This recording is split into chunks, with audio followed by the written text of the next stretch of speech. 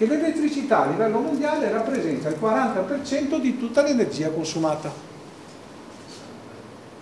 Il 60 che cos'è?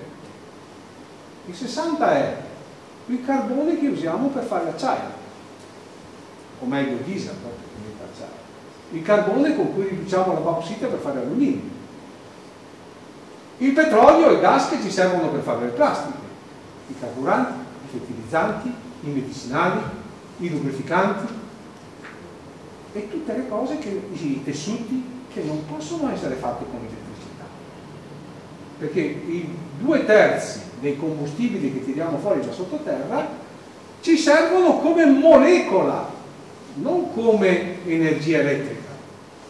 Non li bruciamo, li usiamo per fare altri prodotti.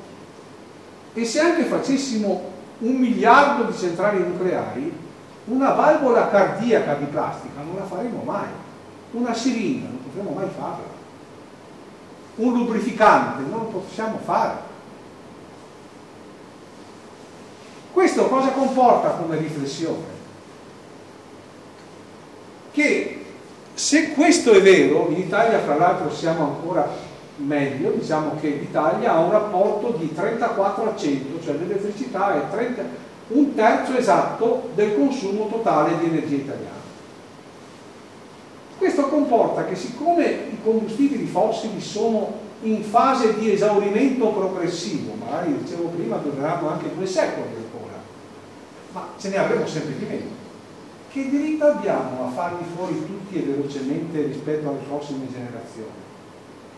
Come li sostituiranno i nostri figli e i nostri nipoti? Nasce o no un problema di carattere etico rispetto alle generazioni future?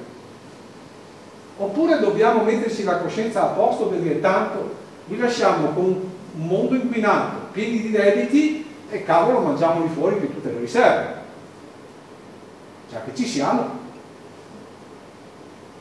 Voi capite che questo tipo di impostazione apre un insieme di questioni su cui tremano i polsi metterci mano, ma non possiamo far finta di nulla. Io su queste cose ragiono da circa 30 anni, da circa 12-13 in maniera molto più precisa e molto più approfondita, e ritengo che sia indispensabile parlare con quanta più gente possibile.